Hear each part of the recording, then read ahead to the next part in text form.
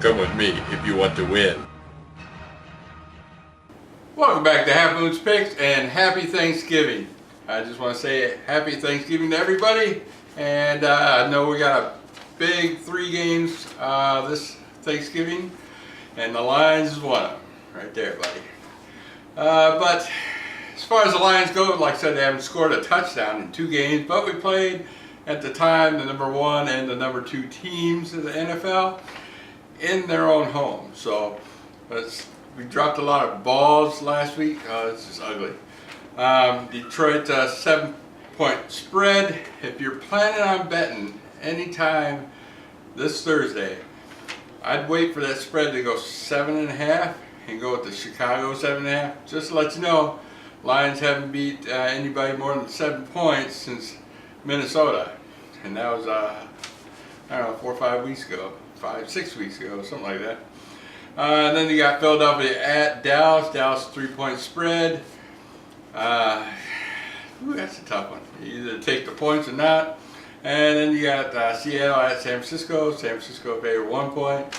I lean towards San Francisco on that one. So it's going to be a great time. Lots of food, lots of football.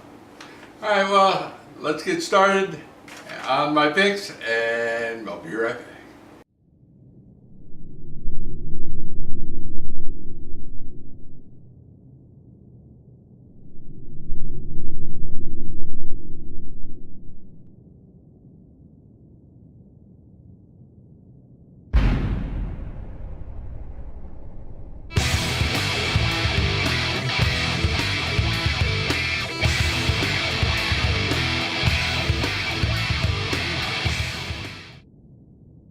My number 4 pick of the week, my upset pick of the week, I got Cleveland traveling to Buffalo.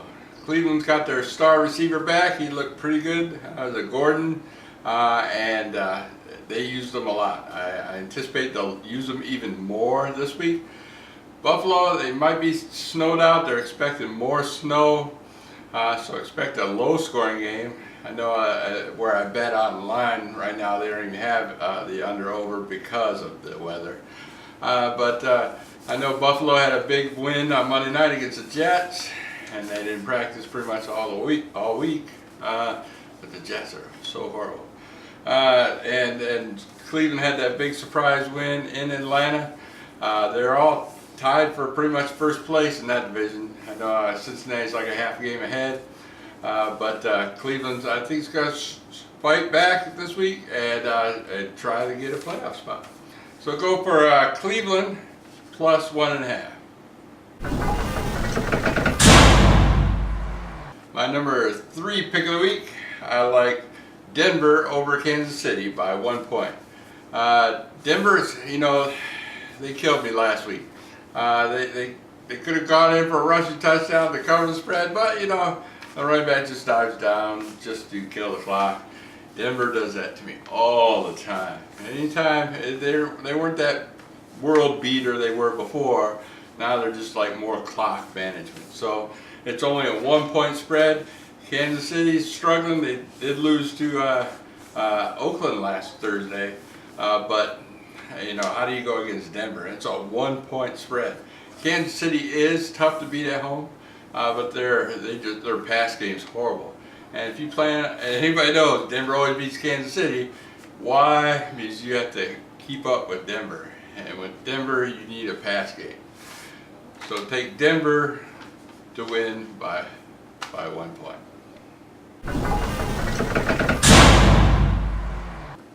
My number 2 pick of the week is Cincinnati traveling to Tampa Bay. Tampa Bay, I live in the area. Like if you didn't know. They're already talking about, they're talking about 2 things. Yeah, they're still in it. I only have 2 wins of the week, of the year, and who they're going to draft next year. That's all they're talking about. Tampa Bay has not won a game at home this year. Both their 2 wins were on the road, and they just look horrible here. One of my colleagues at work went to one of the games. They left at halftime. It was that bad. Cincinnati's was the 3rd road game.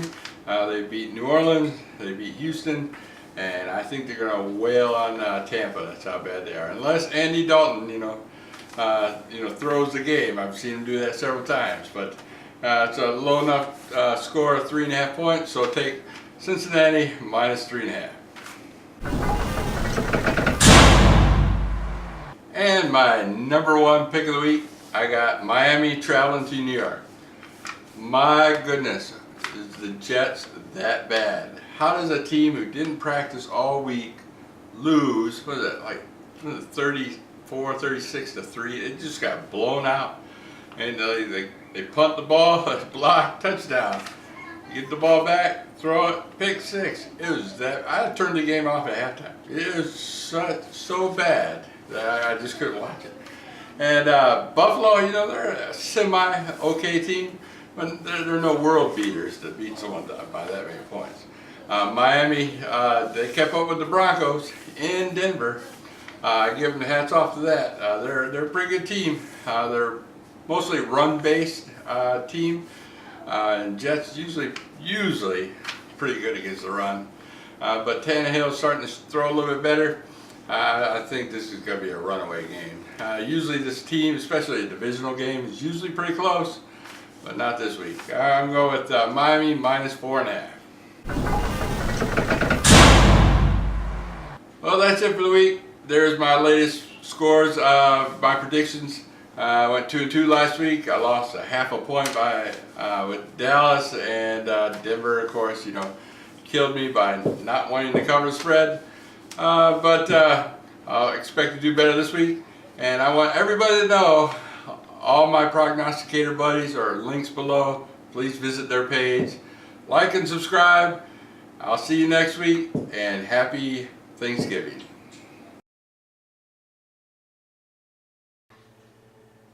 I'll be back.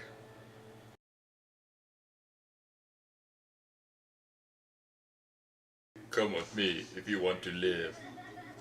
Even though I said that wrong. Come with me if you want to win.